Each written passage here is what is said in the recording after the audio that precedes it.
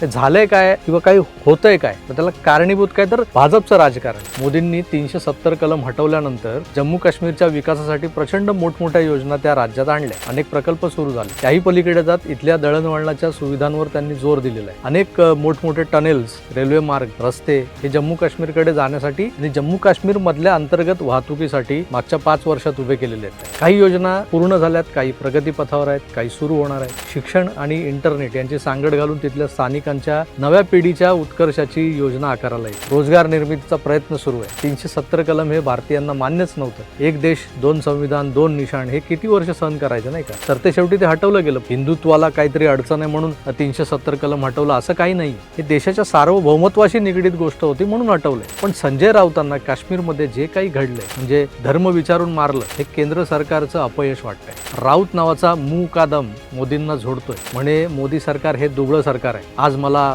इंदिराजींची आठवण येते। पण नक्कीच आम्हाला या क्षणी इंदिरा गांधींची प्रकर्षाने आठवण। इंदिरा गांधींनी ज्या प्रकारे 1971चा प्रसंग हाताळला आणि पाकिस्तानचे 2 तुकडे केले आणि अद्दळ घडवली, आम्हाला इंदिराजींची आठवण नक्कीच येईल।